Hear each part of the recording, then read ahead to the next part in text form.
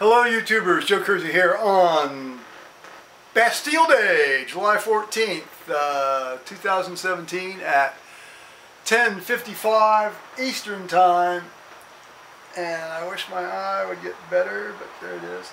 I had a great suggestion from, well actually from three folks that I watch and they watch me. Tony Pincham, that's Brad, and Brad's dad, Phil off his tree. And they suggested that I should have to take this down, strip it down and to where you can clean it. And I thought that's a great idea. And went to the trusty Glock instruction manual web page thing. And what if detritus. And you have here, well, that's loading and firing, dismantling and reassembling. And basically there's three steps. You remove the magazine, you check the safety to be sure there's no round in the chamber. You pull the trigger back to where it's in the fired position.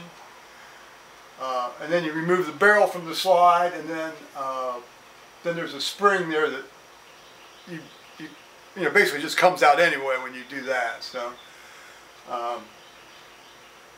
unlike some guns, it doesn't want to actually pop out free and put your eye out. The Colt 45 ACP pistols will, the recoil spring is loose. It's not on a shaft, and you know that thing will come out, you know, if you're not careful and nail you. Okay, so let's do that. First, take out the magazine.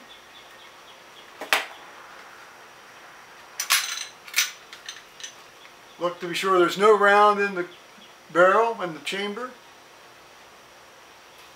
Okay.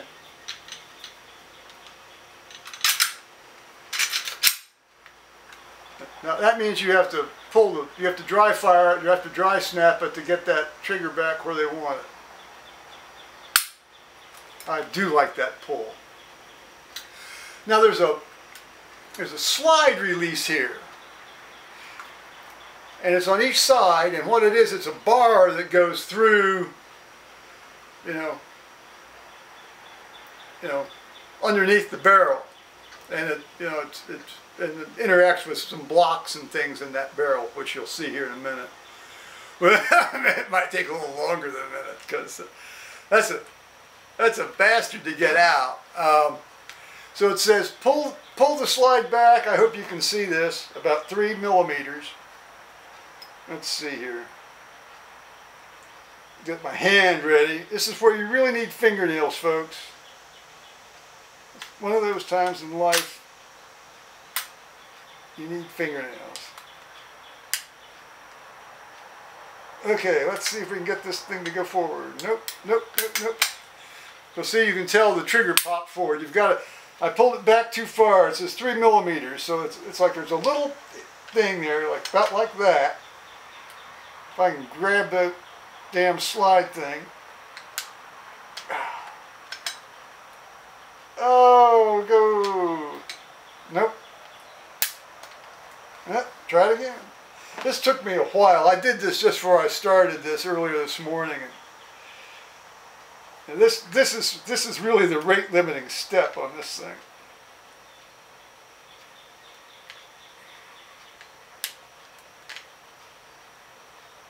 You've got to, oh shoot. No.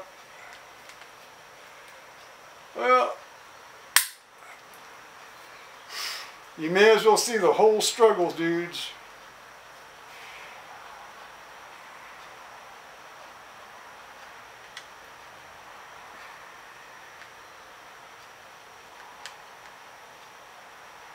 Now, there we go.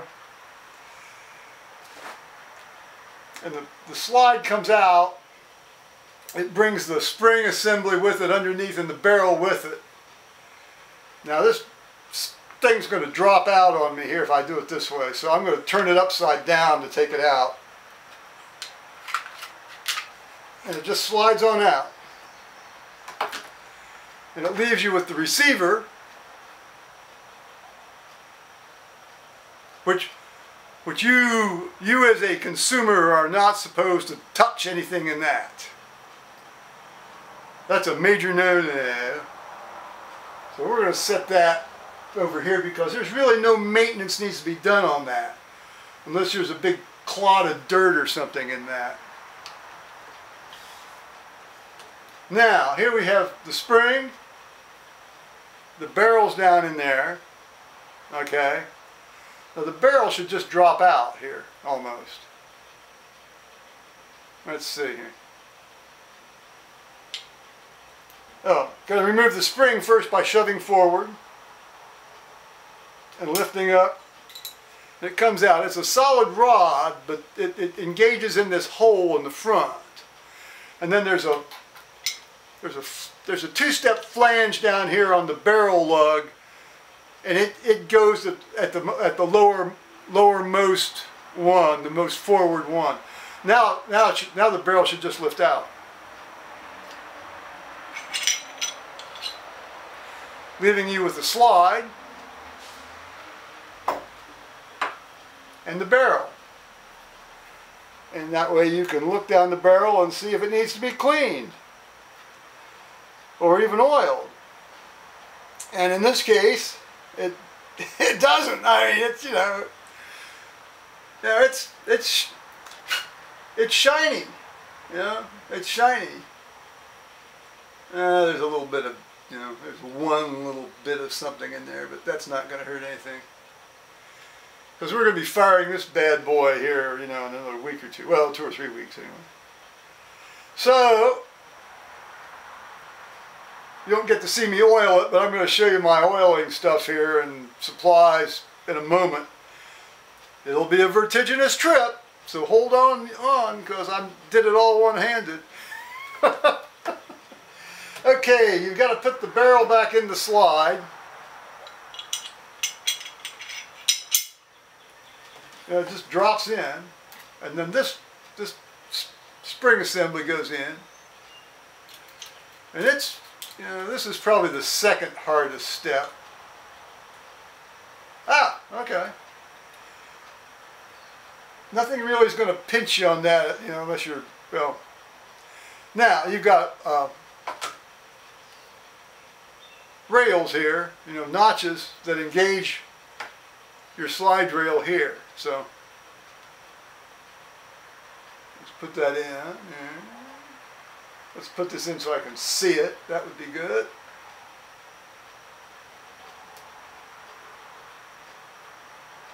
Well, yeah. Let's do it this way. Let's do it this way, Joe.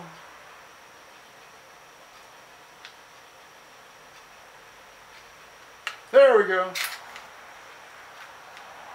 And then this goes right on back. And make sure it works. And there you go.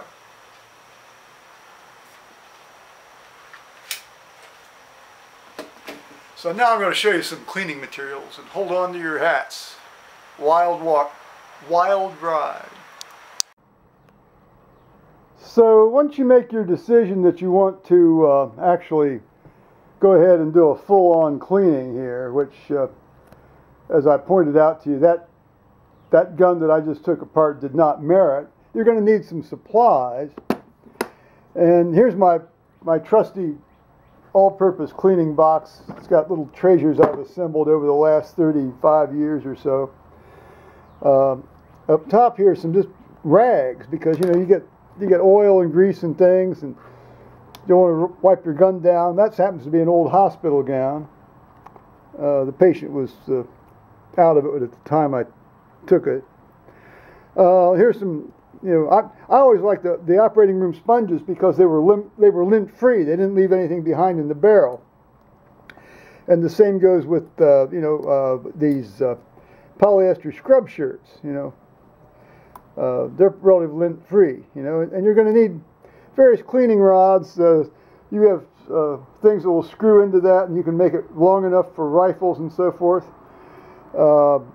Here's one that's suitable for a long-barreled pistol, which basically means any pistol, as far as using it, in a handheld thing, without having to put your gun in a rack. Here's a brass brush.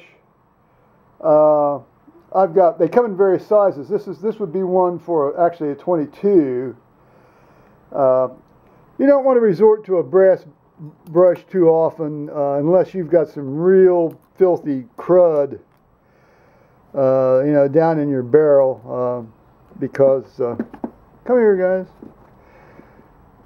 Because you're going to eventually mess up your barrel. I mean, it's better to clean a bit too little than too much. Obviously you want to avoid corrosion and pitting and that sort of thing. But well, those are your rods. You can see I've got more rods back down in there. Then you're going to need the proper agents.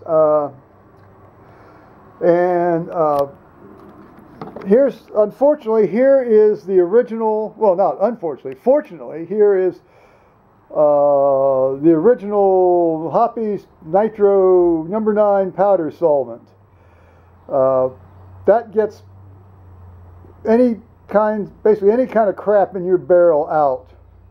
It's nitrobenzene. That was back when you could still make this out of nitrobenzene, and the government hadn't banned that yet. But I have a quart bottle of this stuff sitting out in my garage. I'll tell you, it's great. If you have a padlock that's frozen up and rusted shut, just soak that bad boy in some of this, and it will open up like a charm. Okay, here's what's currently available in the market. That the government lets us have. Nitro solvent. It's not. In no way is it like Hoppy's No. 9. Instead of nitrobenzene, it contains, come here, dude, let's read it. You probably can't read it, but I'll read it to you. Petroleum distillate, which is sometimes called petroleum ether, turpentine, amyl acetate, and acetone. It's essentially jazzed up nail polish remover. But that's all we got left. And then you're going to need some gun oil. Now this, you can't really see the front of this, so I'll show you the other stuff. Hoppy's No. 9 lubricating oil. That is a very, very high weight, relatively dense mineral oil. WD-40 it isn't, and fortunately it's not WD-40, because WD-40, contrary to popular opinion, is corrosive. I have never used WD-40 on my guns, and I never will. Now you're probably going to find somebody who's going to say something to the contrary on that, and that's fine. That's fine. It's their guns. Here's some gun oil. Okay, that's basically outer's stuff is pretty good, but high weight mineral oil is high weight mineral oil unless they tart it up with additives. Oops. Here's some gun cleaning patches. I don't know. I think somebody gave me that because I make my own gun cleaning patches. If you ever want to try to touch up your bluing, well, remove bluing so you can have somebody else properly blue it for you. There's some of this stuff. I've used that once. Oh, go in there. Go in there, dude. There we are. And yeah, it's all right. And here's the actual bluing. And actually, that little project went fairly well. It wasn't a big area on a gun, but I can't remember what prompted it. Well, here's like a little screwdriver. Let me open this bad boy for you here. See, there's more. There are my brushes and rags and screw-ons for the cleaning rods. And we got here. Oh, whoa, all over the place. Here's some, you know, spares.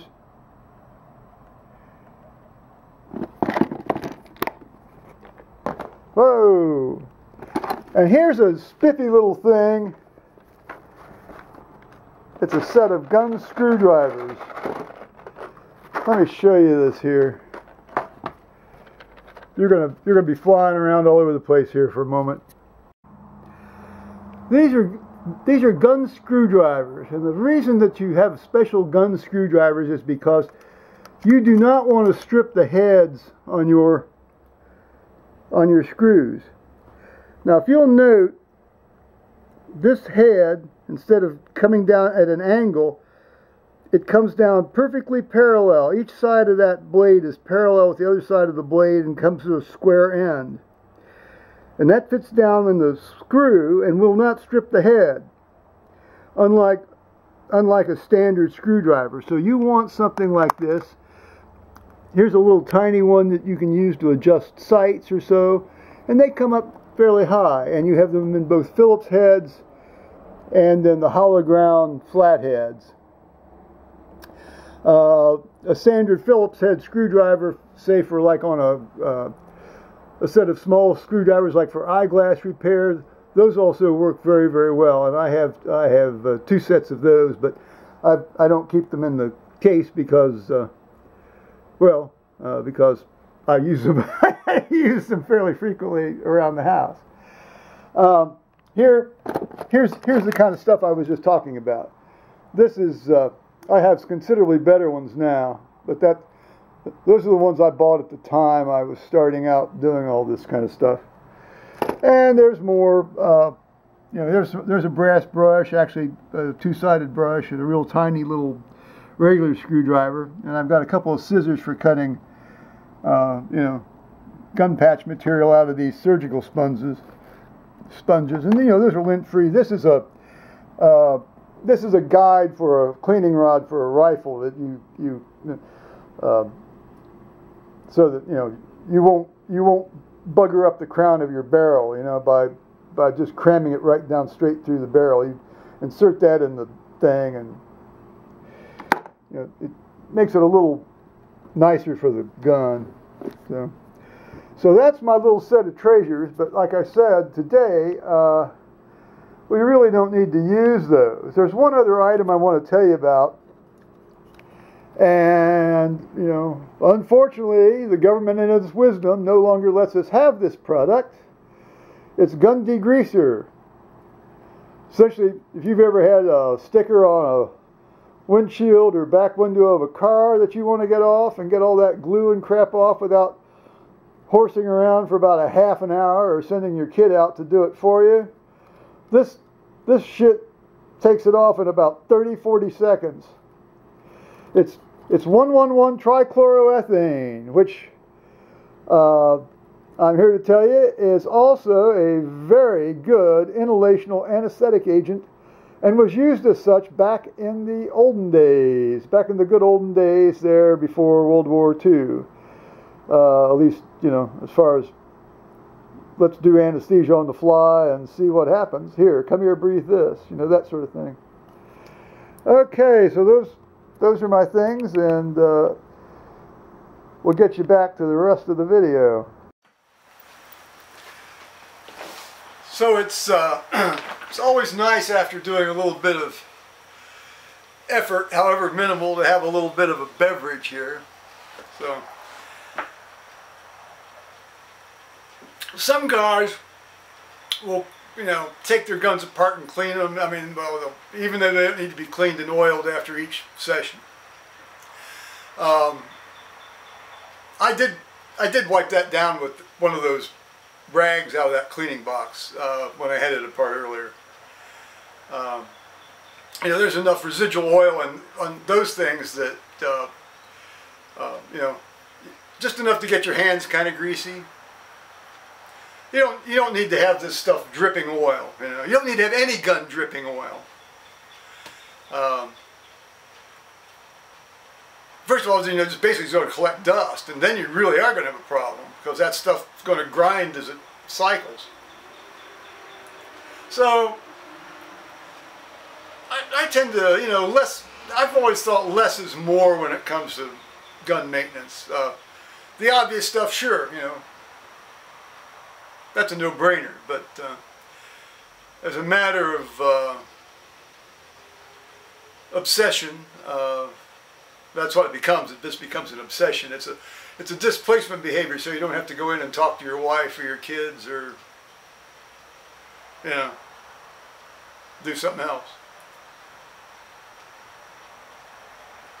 So with that little bit of social philosophy, I'll leave you, and I thank you three guys for that idea. Alrighty, bye-bye.